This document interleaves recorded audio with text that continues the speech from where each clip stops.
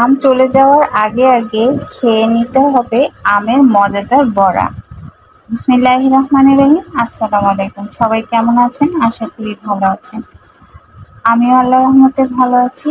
আর আম শেষ হয়ে যাওয়ার আগে আমের এই বড়াটা না খেলে আসলে ভালো লাগবে না।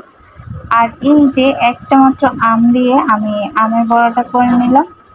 খুব সহজে তৈরি করে নিব এই আমের বড়াটা। এখানের মধ্যে আমি আমের বড়ার জন্য ময়দা নিয়েছি 3 কাপ পরিমাণ, আর 1 কাপ পরিমাণ সুজি নিয়েছি, আর 2টা ডিম।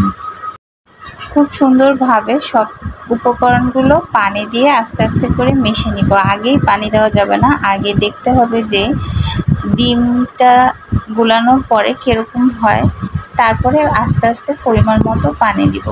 যেহেতু 2টা ডিম দেওয়া হয়েছে, বেশি পরিমাণ পানি দেওয়া লাগবে না, 1 কাপের থেকে একটু কম পানি দিতে হবে।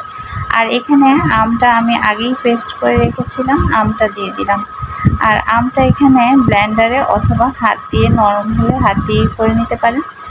আর এখানে যদি আপনারা চান একটু মৌরি দিয়ে দিতে পারেন, মৌরি দিলে একটু টেস্ট সেন্টটা একটু সুন্দর আসবে। আর চালের গুঁড়াও ইউজ করতে পারেন। আর এখানে আমি কিন্তু আর কিছুই দিব না, আমি এটাকে খুব ভালোভাবে মিশিয়ে নিব। যেহেতু 2টা ডিম দেওয়া হয়েছে, পানি বেশ পরিমাণ দেওয়া লাগবে না, আর চিনি পরিমাণ মতো দিয়ে দিতে হবে। আর আমটার মিষ্টি অনুযায়ী চিনি দিতে হবে। যদি আমটা বেশি মিষ্টি হয় তাহলে অল্প একটু চিনি দিলেই হবে, আর যদি কম মিষ্টি হয় তাহলে বেশি পরিমাণ চিনি দিতে হবে। আমি ফার্স্টে চামচ দিয়ে করতে চেয়েছিলাম। খুব ভালোভাবে এই মিক্সটা করে নিতে হবে, ডোটা রেডি করতে হবে। বেশি পানি দেওয়া যাবে না, এই যে এইটুক টাইপের হবে। আর সামান্য একটু চিনি দিয়ে, চিনিটা একটু কম মনে হচ্ছে, আবার একটু চিনি দিয়ে দিলাম। আর চিনি দেওয়ার পরে আমি দেখিয়ে দেব যে এটা কীরকম হতে হবে। আর আমের সিজনের শেষ টাইমে আসলে এরকম একটা পিঠা না খেলে ভালো লাগছে না।